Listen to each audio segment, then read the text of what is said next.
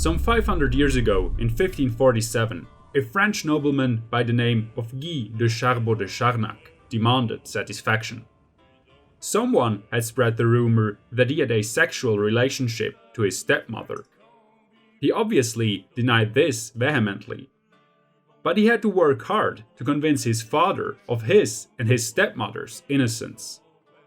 Embarrassed and publicly humiliated, he challenged the man who had confessed being the cause of all the rumors, François de Vivonne de la Chataigneraie, to a duel.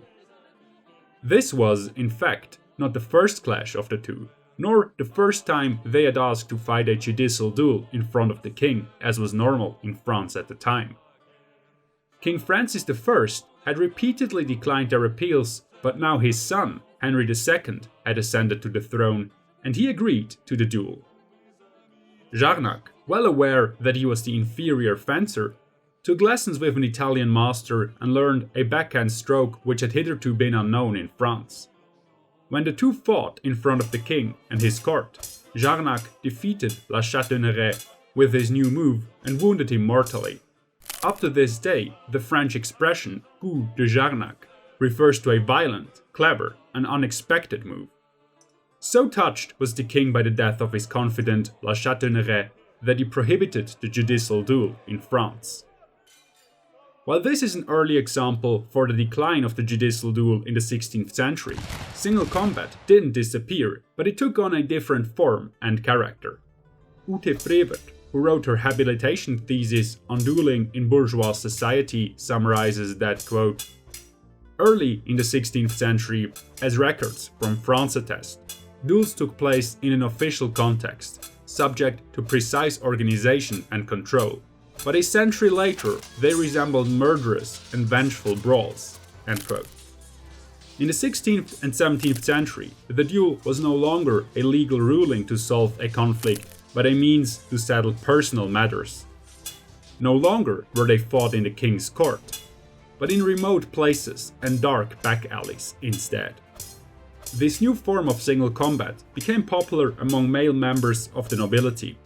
From Spain, Italy, and France, it spread to Germany and then all over Europe, including Britain and Russia. Later, it also spread overseas. Duels were not simply the swift swordplay we all know from the swashbuckler novels, such as Alexandre Dumas' Three Musketeers. This image of duels clearly is highly romanticized.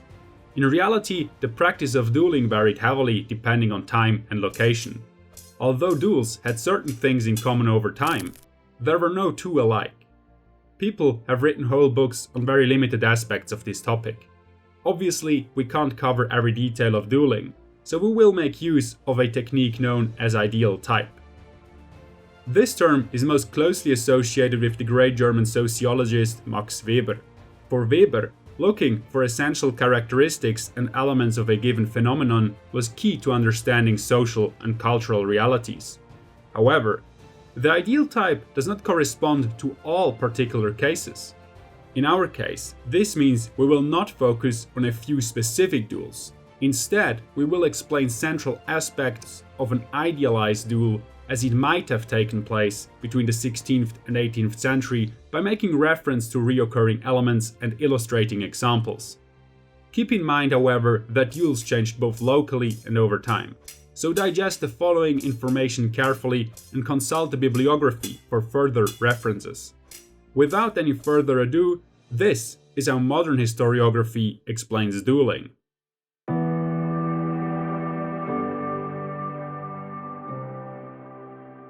Each duel was sparked by personal sentiments caused by an insult to a nobleman's honor.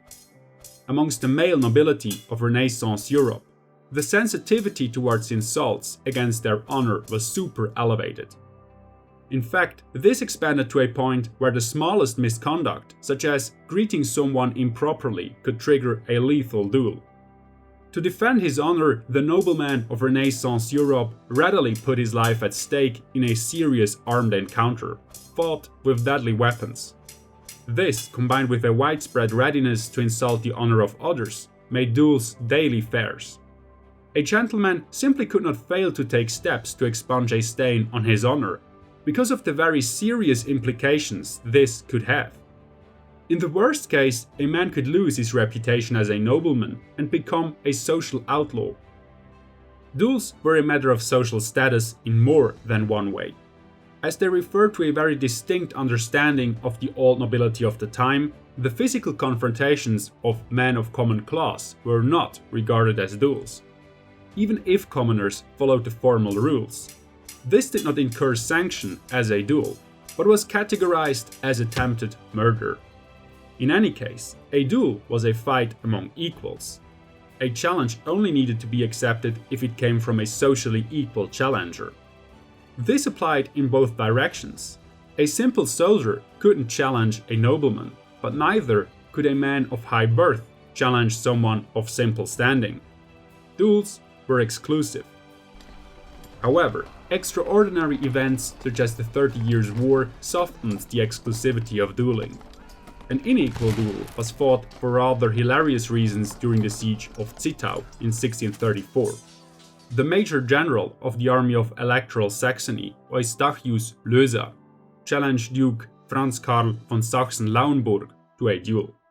Löser felt personally insulted because the Duke had been feeding his oat reserves to the animals without asking him.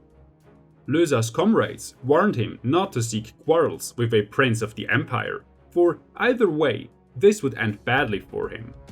Löser didn't listen. Once the two men crossed paths, he challenged the Duke with the words, quote, "What do I care about a prince? Here I am," end quote. The Duke accepted the challenge immediately, and riding towards each other at speed, they shot their pistols and then drew their swords. Before Löser had unsheathed his blade, the Duke's had found its way to his heart. He fell dead off his horse.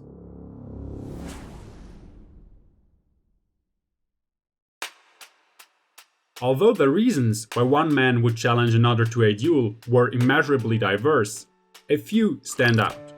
Not very surprisingly, many duels ensued at social gatherings, when alcohol loosened tongues and tempers. Cases such as the following are very common. During a wedding party in 1601, a guest repeatedly teased his table neighbor by poking at his alleged avarice. When the latter's patience finally snapped, he challenged him to a fight. Soon both, quote, picked up their weapons, end quote. A little more serious is a case from 1643. During a banquet, two officers of Schleswig-Holstein ended up in a quarrel which eventually led to a challenge. They, quote, rode out of the gate to settle the matter. When both had put down their pistols, they grabbed their rapiers and stabbed each other dead, end quote. It is no coincidence for sure that an Irish dueling code issued in 1777 specifically requires that challenges never be delivered at night, unless the challenged party intends leaving before the morning. Challenges ought not to be presented in the heat of the moment, and certainly not under the influence of alcohol. Another breeding ground for duels were politics. Heated debates and the publicity of politics heightened the chances of an offense. Famous personalities such as Abraham Lincoln or the adventurer and womanizer Giacomo Casanova defended their honors in duels. The French politician Georges Clemenceau, who served as prime minister twice, is credited for having fought no less than 22 duels. Other reasons that frequently kindled desire for armed retaliation were gambling, verbal insults, or the honor of women. When a woman under the protection of a man was insulted, this was generally considered equal to insulting the man himself, especially in cases of sexual transgression, such as rape or the seduction of a wife, daughter, or sister. One of the most famous examples for this is a duel between Francis Talbot, the 11th Earl of Shrewsbury, and George Villiers, the 2nd Duke of Buckingham, which took place in 1668. Shrewsbury challenged the Duke because he had been having an affair with his wife. Shrewsbury was wounded mortally, and Buckingham provoked an outrage when he installed, quote, the widow of his own creation in his own house and sent his wife to her father's house. The obligation to defend one's family's honor could have fatal consequences, and there are many examples to show this. In the case of Sir Richard Atkins, an English politician who died from wounds sustained from a duel in 1696, he had no other choice than to challenge the lovers of his most scandalous wife to multiple duels, the last of which he didn't survive. In contrast to this example of severe transgression, there are several cases in which just minor quarrels could lead to lethal duels. Even something as seemingly trivial as a lady's choice of partner for a dance could be a matter of life and death.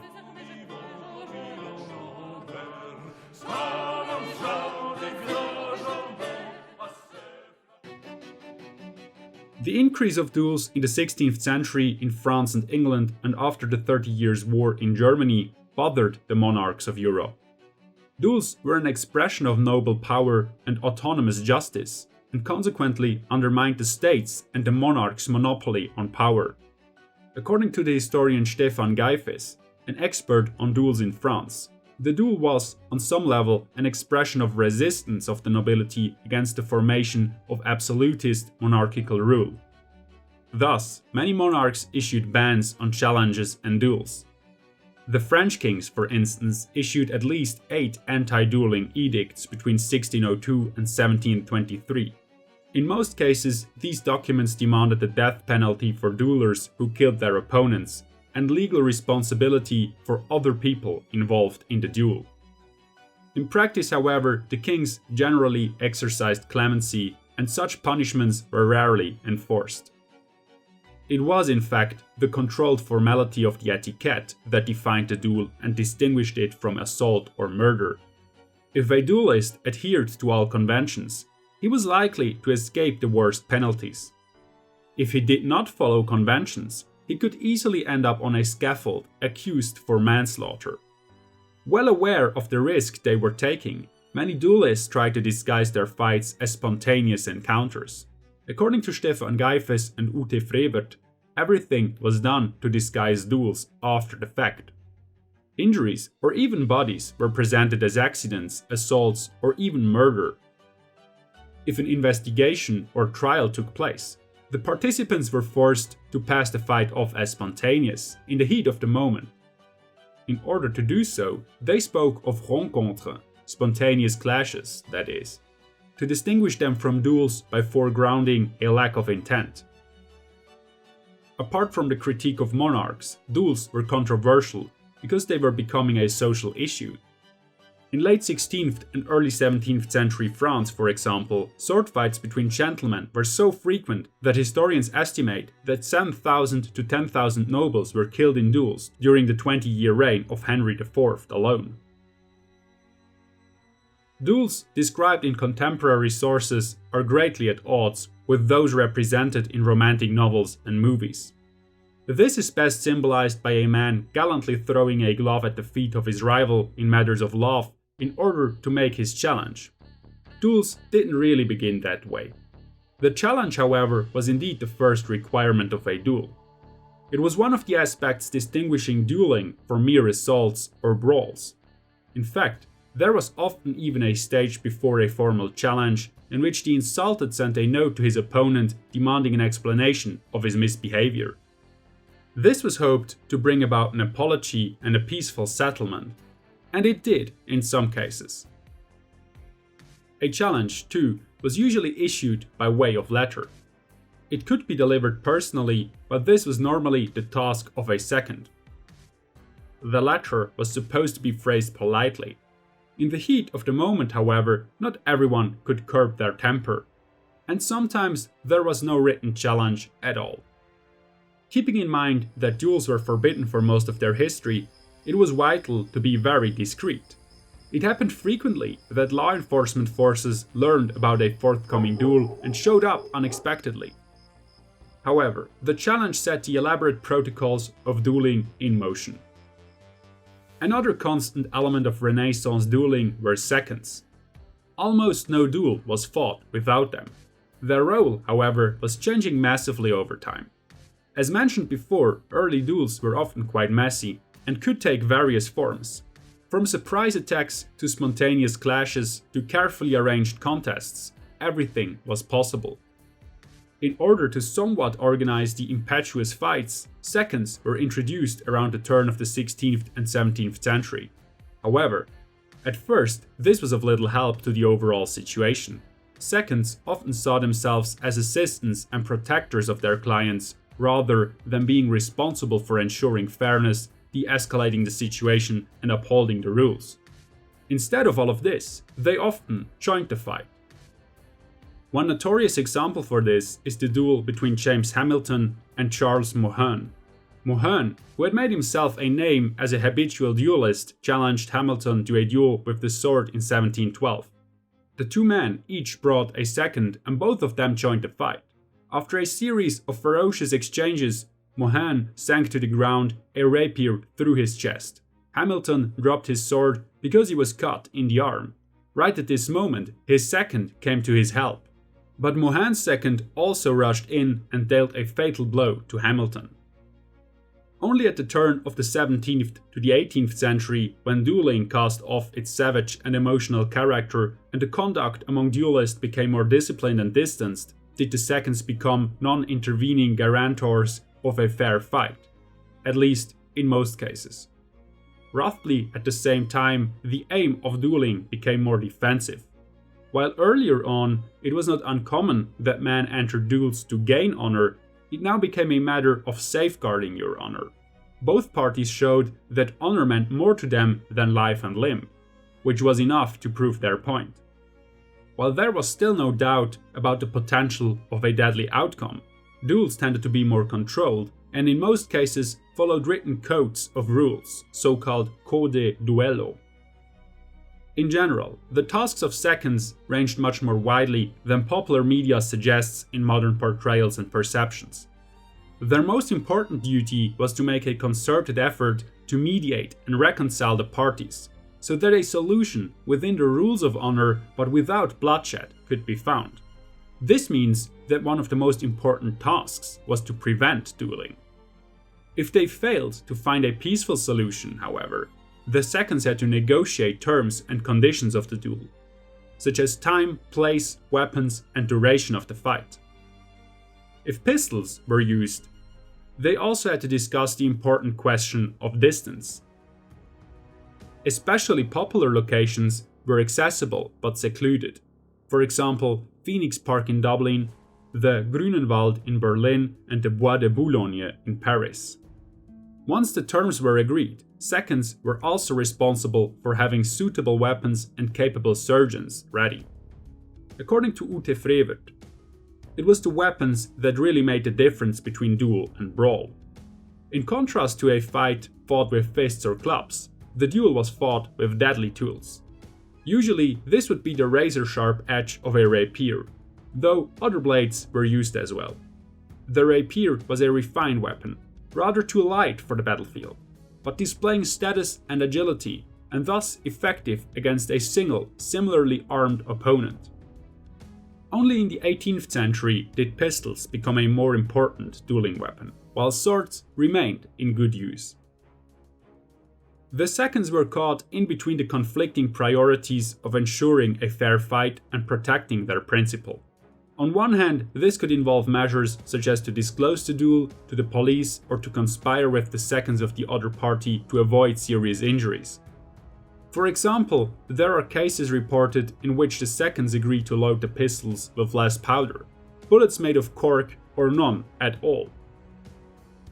On the other hand, there are instances in which seconds set up a fair advantage for their contestant, for example, by giving the signal for fire before the opponent was ready.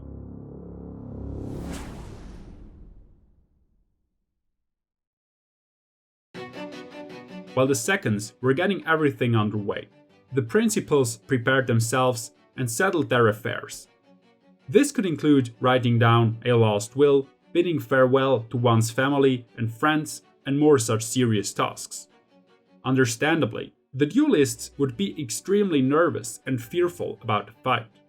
Some dueling manuals therefore recommend spending the evening in good company, eating and drinking moderately, and making conversation, in short, to distract oneself. Duelists were expected to maintain a cool, unruffled, and courteous demeanor, not only before the duel, but at all times. Their appearance had to be both presentable and functional. In case of a sword duel, this meant above all comfortable clothing and a solid pair of shoes. Usually, the coats were discarded and the fight was done in shirt sleeves. For pistol duels, the contestants often wore dark clothes and a hat to give a less distinctive target. Even more important than clothing was how the duelists behaved. A duelist had to present himself absolutely calm. Displays of nervousness, rudeness, and even aggression were frowned upon. The principals should leave the preparations to their seconds and not interfere with them. When positions were taken up, it was all the more important to show no sign of movement. In pistol duels, it was common to stand sideways, so that the body presented a smaller target and the pistol gave some protection to the upper chest and neck to lessen the risk of serious injury. This, however, was no use to more portly duelists. Allegedly, Charles James Fox answered to his second when he reminded him to stand sideways, quote, "Why, man, I am as thick one way or the other." At the dueling ground, both principals and seconds prepared the serious rendezvous. As far as the sword duel was concerned, this was simple enough. The swords were compared to make sure they were the same size and length. Then the duelists were searched to make sure they weren't wearing any hidden armor. The seconds made sure that none of the contestants had a disadvantage of any kind, say because of the terrain. Once the process of preparation was completed, the fight could begin. Duels with pistols, however, were an entirely different and far more complex matter. Here, the weapons had not only to be equal, but also equally loaded. Probably even more important was the question of distance. Distances varied from barely an arm's length to up to 100 meters. Most manuals recommend 10 meters as minimum distance. In general, the severity of conditions matched the severity of the insult. In an extreme case in 1627, two French brothers fought with pistols at a mere 3 paces. Given the length of their outflung arms and pistols, the muzzles were less than 1 meter apart. The distance depended on various factors. The key element to consider was how the pistol duel was fought. In general, there are 3 conventional ways to fight a duel with a pistol. Either the duelists could stand at a certain distance of each other and fire almost simultaneously, often on a signal. This is referred to as the British method. Or the opponents could stand back to back, walk away from each other, and then turn around to fire upon a signal. This is referred to as the French method. The third method was the so-called barrier duel. The duelists would walk towards a barrier consisting of 2 parallel lines at an agreed distance. Each opponent could stop and shoot when he felt ready, but once he had his shot fired, he had to remain stationary and receive the other's fire. In early sword duels, the fight commonly continued until one man was either killed or disarmed and then spared.